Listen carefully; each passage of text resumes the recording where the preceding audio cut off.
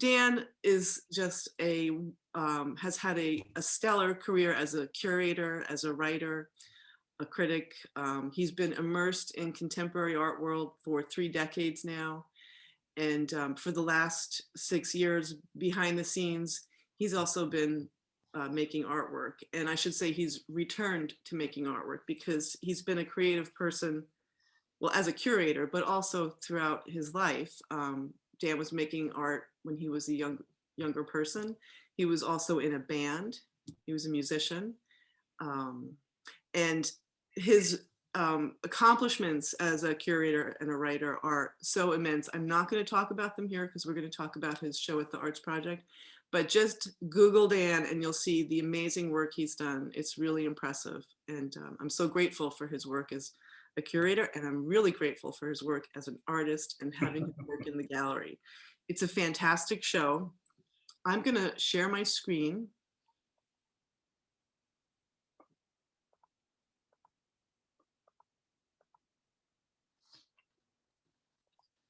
Okay, sorry, I'm a little bit rusty. Okay, there we go. So, looks like my thing moved a little bit here. Sorry about that. So I'm going to show you a couple of installation shots of the gallery, just so you can see, get a sense of the scale. So Dan showed up with, oh, I don't know, Dan, you came with about 70 pieces? Just under that, yeah, about 66 pieces, I think, 65, yeah. 66. And you were thinking that you wouldn't fit them all, but the room is pretty big, you know. It's so we were able to get 61 pieces in the exhibition. Here's another shot. This this work grouped together is almost like a piece unto itself. Beautiful, beautiful work. And Dan, I think I'm gonna start maybe here, because you had, when we were installing the show, you said that this was one of the first pieces that you did in 2016, which kind of got you on this role that you've been on. Well, not exactly. No, it was actually a piece that I did in the 1980s. And when I stopped making collages, I just stuck it in an envelope and didn't think about it for a while. And then when I went back to doing collages, I pulled it out and kept it around. And then last year, it dawned on me that, you know, I liked it, but it needed some work. So I went back and did a few things to it, and suddenly realized, like, oh, this is what I like. This is, you know, this is the way I would have wanted it had I kept working on it, presumably back then. So it's a piece that, yeah, it took me 35 years to make it, but I only worked on it in that first year and then in the very last year. Right. So a lot of this work, well, the title, Pictures Within Pictures. I'm going to put up another slide here. Why did you want to call it Pictures Within Pictures? Well, because a lot of this has to do with my own curatorial process. And I think it's, at the risk of boring the audience, I want to go into that in a little bit of detail, because as a curator, I keep a lot of archives. I keep archives on thousands, really, of individual artists. You know, I have an extensive library. And what has happened along the way is I accumulate a lot of imagery that I can't really use. And I get stuck in this place where, you know, I feel like I'm truly the child of Depression era parents, where if there's something that I think that I can use later on, I put it aside, I save it. And so among the collage materials that I had accumulated 35 years ago, I found a bunch of figures. And so, I mean, the way this particular piece developed had to do with finding this really nice paper, and then discovering that redwood tree chips that I picked up in the Sierra Nevada hiking fit the pattern that was already existing in the paper. And then I started fitting the figures around them. And then it became so convoluted that it just reminded me of a trunk line, of an old-fashioned line where everyone's calls are sort of crisscrossing and overlapping with each other. So that's kind of what the blue yarn is intended to symbolize. But it all comes down to having this imagery and not wanting to throw it away and trying to find a new use for it, I guess is what it comes down to. Yeah, yeah. This is a beautiful piece, and I loved it when we were installing the show, when we were talking about it, just the imagining the phone lines, I'm pointing out, unfortunately, I'm not sure how to zoom into this from here. Oh, there we go. But there's yarn here, and these are the wood chips.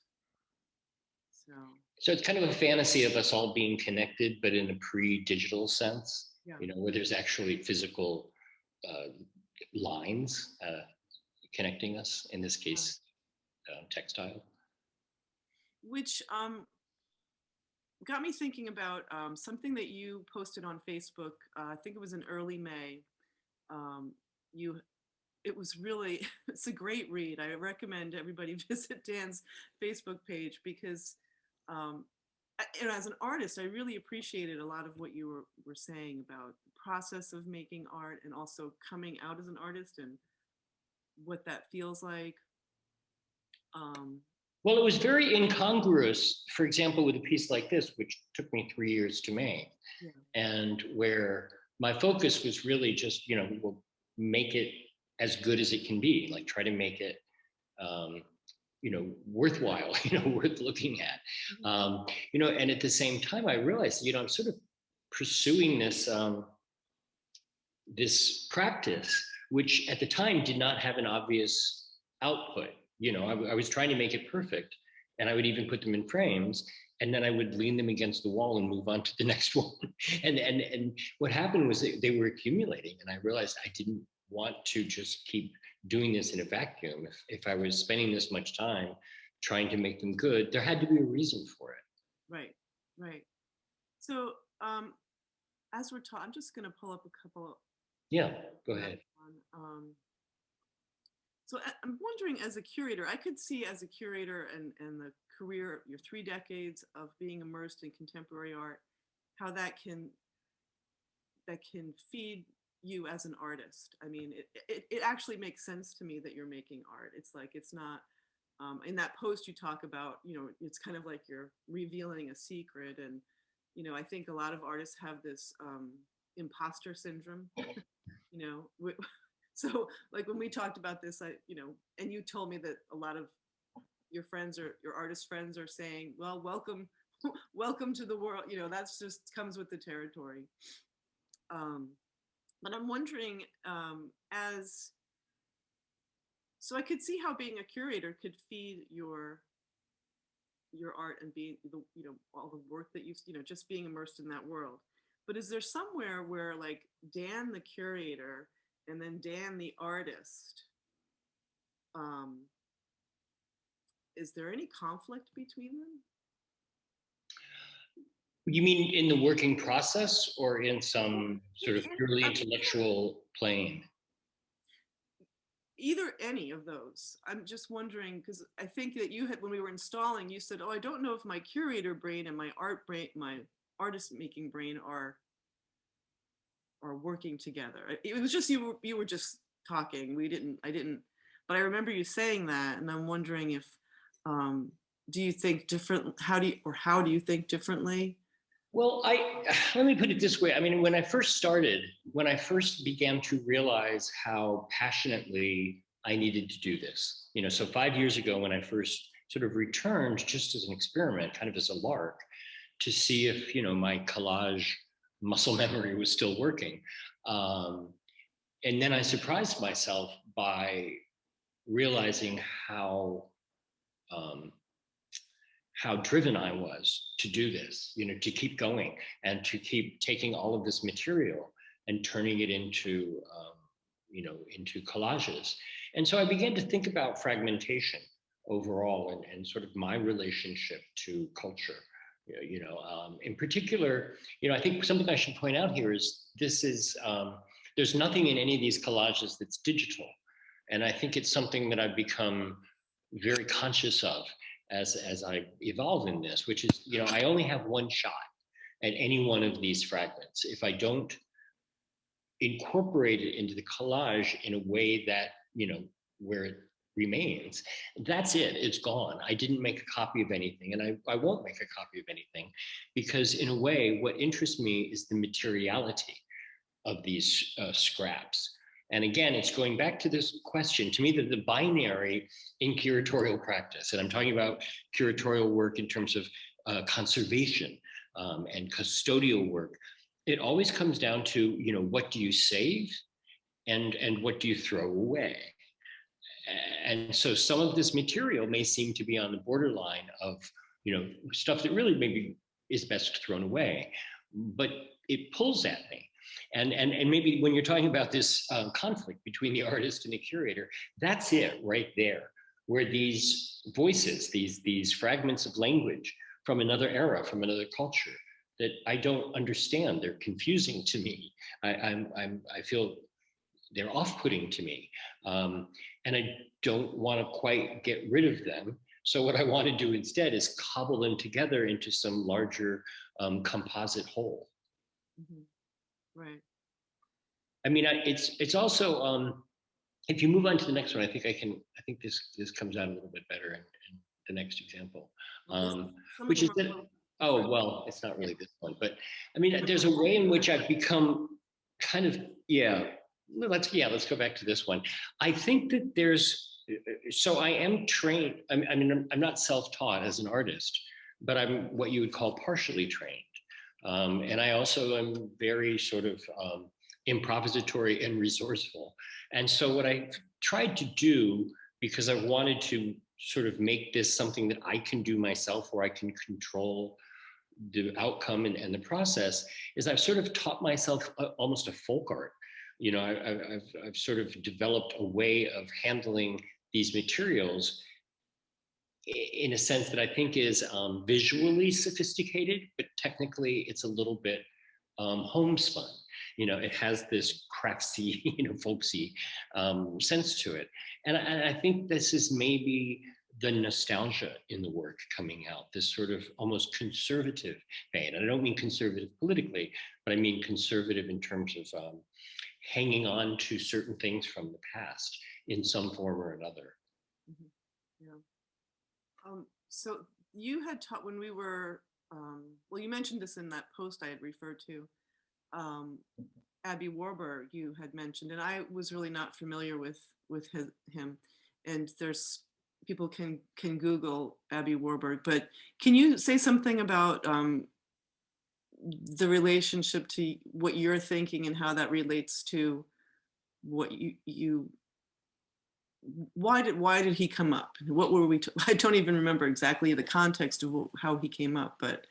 Well, I think because when I first returned to making collages, he was the sort of model I had in line, because he was an art historian in Germany who was really known for his charts. He called them the Mnemosyne Atlas. And they were really charts showing you how over time certain archaic imagery continues to recur, regardless of the era or the period or the genre. And so this idea that there's a universal iconographic thread that runs through all of human history, I think I'm simplifying it, but I think it was an intriguing idea until Warburg basically said, well, I'm going to prove it to you visually. I'm just going to point to it. So this idea that the image becomes evidence of something, that it's not just a textual pretext, that there's some kind of other meaning. In this case, what I'm trying to do with the work is, or with the various fragments, is come up with a city in which, well, as you can see, no matter which way you turn the collage, the buildings are always right side up. So if you turn on its side, if you turn it upside down, if you turn on the other side, the buildings are always standing up forward facing you. And, I thought, well, then the pictorial challenge here is how to create the pictorial space in between, like towards the center, so that the buildings continue to evolve, continue to sort of mutate, if you want, one into the other. And I guess for me, I mean, this is my way of commenting on the notion of multiple images, of many images coming at you over time, in this case, building forms. But I'm trying to, again, kind of squeeze them into one place to almost create a way of sorting out all this information so that it's right there at your fingertips, so that you can see dozens and dozens and dozens of examples of these buildings, in one glance, if you want. Right. I mean, this is just a wild piece. I mean, the space and. Well, you can see there's a little green house in the center too. That's how you know it's right side up. That little plastic house is right. It's like this side up. Yeah, right. So I'm just going to keep an eye on the time here. There's a couple of pieces that have a sort of a different feel. This one and this one, they're a little bit different than the ones that we just looked at. And I know that some of this work is very, it's personal or diaristic in some level. Or do these fall into that category? Well, no, but what they do fall into, when I began to understand that I was creating all over compositions, that in a way, the work that we've been looking at up until now it's really, just sort of after Pollock, in the sense of kind of trying to spread the composition evenly all over the picture plane. So what I wanted to do was find a way, and I reduced the scale, and I wanted to create compositions in which one or two pictorial events were happening, but that's what it was restricted to, that nothing else really seemed to be going on. Now here there are actually 7 or 8 different things going on, but the central thing was the image that is underneath the collage, which is a very famous gusher. It's the former Lakeview gusher in California. And I found this in one of these kind of old pictorial encyclopedias. And at the time that the encyclopedia came out, the notion of the biggest gusher in the world was exciting and thrilling, and it spoke about modernity and progress. And I just remember looking at that image, which you can't really see anymore except as the shadow of the hand and as the sort of, it looks like the jet propulsion underneath her shift. But you look at it now and it's just a feeling of dread. You just think, oh my God, this is just so dire and menacing. And so I tried to create a sense in which there was a bodily equivalent of those feelings, of both, something that is very menacing and then also something where you're trying to escape or get beyond that. And, it's just a question of moving images around sometimes until you suddenly, gasp and you go, oh my God, that was so much better. That this happy accident was so much better than anything I could have come up with by design. Well, those happy accidents, it's key, like I think I've said this in the last Zoom talk, it's when you keep the wisdom of keeping that happy accident is part of the story. So this is a piece, the top image is from a performance that happened at the kitchen in the 70s. And the performer is now sort of obscure and forgotten. But I had it paired for a very long time with that image at the bottom, which is sort of a forgotten photographer from the early 20th century whose work has just been revived. And so I found these two images, I found them together. They were sort of trying to come together in my studio. And I thought, well, okay, I found this postcard of a drive-in theater screen. And then I sat out for months just doing endless rearrangements of these, and nothing I did worked. You know how it is. You just do 200 variations, and then you just decide to let it sit there. And then one day I sort of had this mulberry toned rice paper, and I decided to place it on it. And then it seemed like in about 15 minutes, all those months of frustration suddenly came to a head, because again, I like that this is not too busy. I like that everything that's going on in the composition has its own sort of dynamic or characteristic. It's not swallowed up in this sort of endless mosaic. Yeah. I love knowing that about this piece, because it's just one of these, things about making creative work, and not knowing how to handle some pieces, and either putting them aside, or just suddenly, like, after months or years, something happens and it works. Yeah, I think the act of juxtaposing things sometimes just produces an enigma, and you have to give that enigma sort of time to unfold or to reveal itself, which only happens over time. You can't really rush it. Right. How about this one? This is Well, this actually comes from from a very ritzy gallery magazine. And I was just struck by the sumptuousness of the photograph of the tree with the Spanish moss. And so I kind of tore it out and began thinking about ways where I could like perforate the image, like add image onto it, but where the imagery actually looks like it's not on it, but it's a hole in the imagery itself. So I have, one of these envelopes that's stuffed with many, like sort of tiny shapes. And in this case, I just kept moving them around until it almost looks like you're looking through the photograph at some other layers of photography behind it.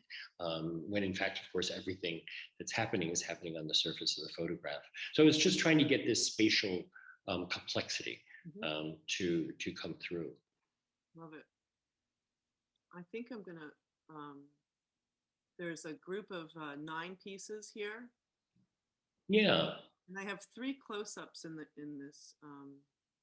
Yeah, so this is I frequent a lot the 200 Glen consignment shop on the road between Glens Falls and Hudson Falls, and they have all kinds of wonderful sort of vintage publications. And I found a vintage farm equipment catalog, and it sort of fascinated me because it seemed to stir up memories, to this idyllic, bucolic farming past, which of course is not part of my own life, but it is adjacent to my life because many of my friends in high school were farmers, and so I began to sort of isolate certain images, and then some of these forms that I have are forms that to me symbolize modern art, like a simple shape like this is so sort of explicit that it just yells modern art. This can only be modern art. So I guess when I was trying to figure out what to do with these images of the farm, I started placing these shapes on top of them. And there were different ways of doing it, but the way that was the most effective to me was to make it seem like this art had just showed up, that these preposterously large artworks or art forms suddenly showed up at the farm and sort of impeded the ability for the farm to actually function.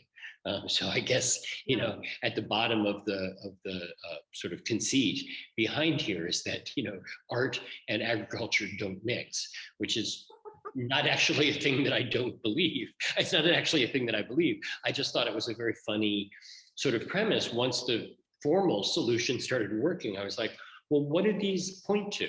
What is the subject matter? And I was like, okay, art on the farm. We'll just leave it at that. Yeah, that's great. I mean, there's a lot of humor in a lot of your work, Dan, and it's really fun. Thanks. Well, that piece is right behind me, actually, in real life. Art on the farm. There you go. Yeah. Oh, I forgot to mention, Dan's actually in the gallery right now. I'm here. I'm in Lake George. Yeah. So I think I'm gonna show. I'm gonna put this one up now. This one's small. These are like, what are they, like 4x3? This one is about 4 inches by 3 inches. Yeah. So I started to become aware that collages that I was making failed, but that parts of them looked really good.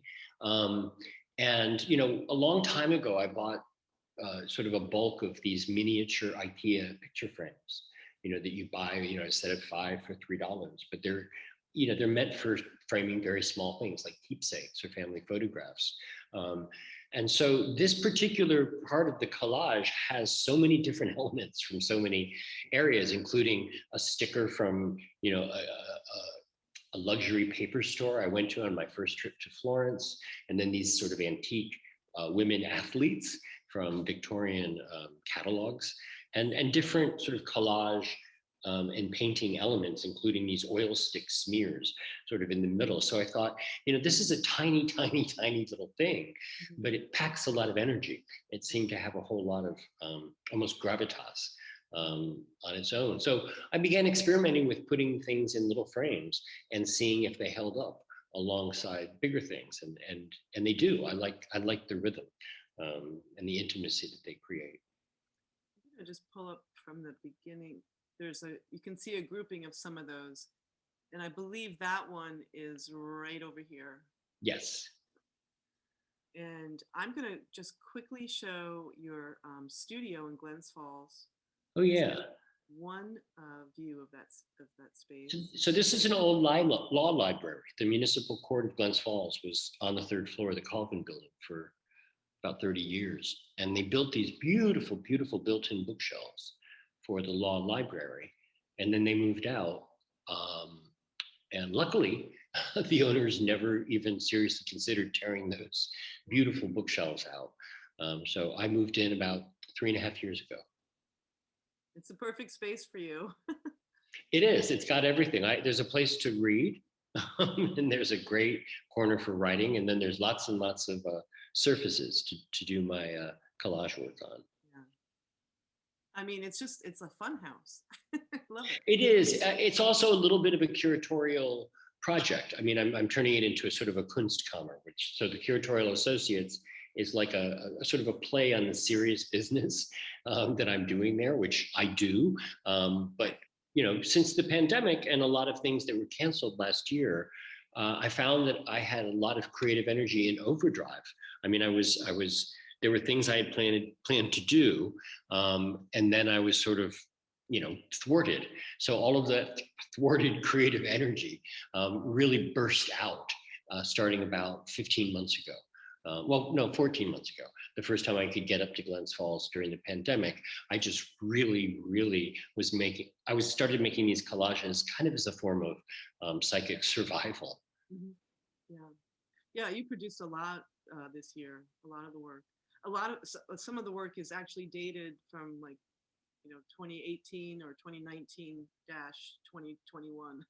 Yeah, because that's right. For the last minute, when we were planning the show, you said, "Oh, we can't use that photo anymore. I just redid that one." So I'm gonna stop my share so I can take a peek at the chat room here. Oh, that's great. Okay, so Dan volunteered for the Lake George Arts Project in the late 70s when Beth Rowe, who's here somewhere, Beth Rowe is our founding director. Oops. And Dan, you helped out with the Prospect Mountain Sculpture Show in 1978? Yes, I did, and in a very interesting way.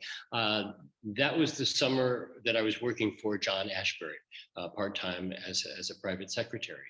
And he had an option to write his July column, his summer getaway column for New York Magazine. He was the art critic for New York Magazine at the time, on either the Prospect Mountain show or something else. I don't remember what the other two options were. And he really wanted to come to Prospect Mountain, but he was a little bit daunted. I mean, he didn't know the area. And I volunteered that I was from there, said I had a driver's license. I lied. And I. How old were you, Dan? How old was I? I was 18. I was 19. I got my license the next year, but so he seemed to just say, well, that seems like a nice way to spend the day. So we drove to Lake George from Hudson, New York, went up the mountain and down the mountain, and he really enjoyed it. I got to meet Beth and got to meet a couple of other people, and then drove back to Hudson. And I think he had that piece written, and it was out in print within a few days. I mean, it was really stunning to me to watch how fast Yeah. something that monumental can happen. Yeah. Yeah. It's just it's a great round. So the other thing, when you were working with Beth, I think you had mentioned you had your first curatorial project. You curated a high school art show. Yeah, that's right. I was already a student at Bennington College, and I was thinking about being a curator. I mean, I obviously knew who Irving Sandler was, and I was, already kind of on that road, but I hadn't taken the definitive step. And while I was helping out, I asked Beth if there was an opening in the calendar. It's funny how it all just comes around. And she said, could be. What is it you're interested in? And I said, I would really like to do an exhibition of artwork by alumni of area high schools. So it was literally call up the art teachers from Queensbury, South Glens Falls, Glens Falls, Hudson Falls, Port Edward, Lake George, and find out who some of the more outstanding recent students were, et cetera, et cetera. And I didn't even drive at that time, so I can't even remember how we picked up everything. I guess we got a lot of people to drop their work off. And then I installed the exhibition and stood back and said, oh, this is how this feels, to organize a project. And, here I am now, some 40 odd years later, 43 years later, kind of doing the same thing again in the same space. Yeah, it's great. It's a great story to have you come back and have your first exhibition of your fine art. We got some questions. Is it possible? Oh yeah, is it possible to buy a work? And I believe Tanya's answered that question. So yes, we do have a checklist of the work for sale on the website. There's a link there. There's also some of the slides that I've already shown you. We have a slideshow on the web. There's a link for that as well. So if you can't make it to the gallery, there is a way to see a lot of the work. Okay, so from Vicky Palermo. Vicky, the piece titled Around Town has a different kind of space than the other works. You use images of buildings in perspective organized in a way that makes the forms zoom forward and back. Can you say a little more about that piece in contrast to the others regarding your thoughts on spatial organization? Yeah, sure. That's a great question. Well, as I mentioned before, it started out with the buildings ringing. They had to kind of ring the outer perimeter of the picture plane, and then the next step is really to move from there. So you have, for example, two roofs of two buildings side by side. Well, part of the trick, the puzzle, is to find another building that fits, in a way that it's not visually credible because it could be upside down, but it can be visually credible because it fits, and its upside downness will appear right side up once you turn it upside down, which you can always do. So the other thing that I opted to do was fill in a lot of the gaps between buildings with sort of metallic paint or highly reflective paint. And I used sort of pieces of colored board or paper that had a sort of a shimmering or almost metallic quality to them. And so what that kind of does is it makes the fissures, the little facets between the buildings kind of catch the light and reflect color in a really, I don't know, the idea was to make it as jewel-like as possible. But the other thing that I did was I also colored in most of the buildings. So as you look at it, you start to realize that none of these buildings appear in the colors that they would actually appear in nature. They've almost all been transformed because once I had those interstices painted with metallic paint, I then changed the building color to correspond more with what I had just done. So it's just kind of a matter of exerting certain processes, seeing how they come out, and then trying to enhance what you've done. Right. Yeah, really interesting. Then Albany Airport Gallery. Beyond the aspects of sorting and placing that collage, and I'm sorry, I'm not reading very well tonight. Beyond the aspects of sorting and placing that collage and curating have in common, are there features of the process of making and curating that are quite different? but that nourish one another? Wow, what a great question. The thing that curators have to be comfortable about, I think, and accept about the profession is that you're always making something that doesn't last. An exhibition can't run forever, and you know that, and you do installation photos, you have a catalog, but the product, the work product, it's like a meal or a concert. It's going to dissipate when it's over. It's just going to be forgotten, and so I think that the notion of making things that last, um, it's a haunting one for me because it's a sort of a judgment that I often place on other objects, on artist work, real artists, let's say. And so what happens along the way is that I find myself reflecting on this notion of impermanence versus durability, like something that lasts. And so I guess one of the things that I'm finding as I'm making art is that whereas curatorial practice is temporal, but it is very, it is very weighty. It involves a certain amount of authority. What's happening in my own, making process, studio practice, is that I'm more serious about the duration of the work, but I've let my imagination and my subjectivity go in a way that isn't always evident in my work. In other words, I'm trying to laugh. I'm trying to surprise myself. I'm trying to, come up with the unexpected, and see what I can do with it.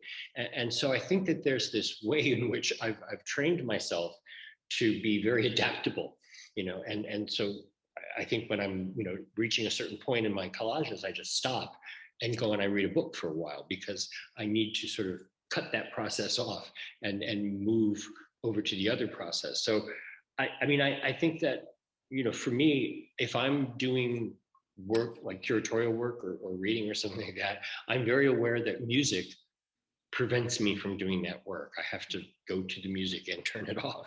And if I'm working on collages, I turn the music up because it actually enhances the work process. So I think there is this, I don't know, I don't want to dumb it down to a right brain, left brain, binary, but I think there is a way in which the two practices really are symbiotic. They really do inform each other, including in the ways that they're the most different. Wow, really interesting. Yeah. Oh, James Sheehan has a great question. Yeah. Any influence from Jess or thoughts on his collages? Well, I think that Jess really was the greatest collage artist in the United States in the 20th century. I mean, I can't think of anyone who surpasses him in terms of his work.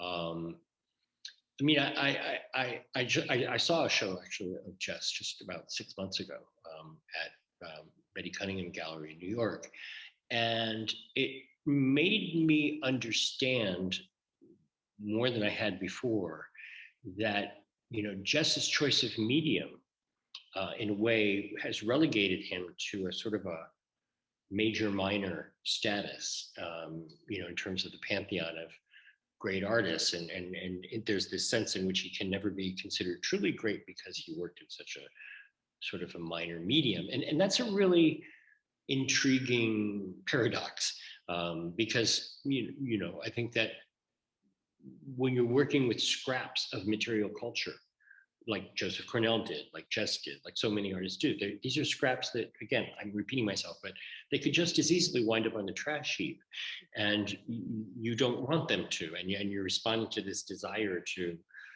bring them into, sort of the cultural conversation in one form or another. And so I guess I think that, in a way that I am trying to pay a kind of homage to an artist like Jess. I mean, it's clear that the way he worked is something I find deeply moving. So he would be, Kurt Fitters would be another one who, just has a vast influence on the way I think about my work. Mm-hmm. Yeah. Very interesting. Alrighty. So we're almost at the time frame that we can see. Oh, I think we got one more message. Creativity. Yes. What is it for? That's creativity as an artist versus creativity as a curator. Or that's Sam Bowser. He's a foraminiferologist. What is a foraminiferologist? It's a scientist who studies foraminifera. He's actually my husband. Aha.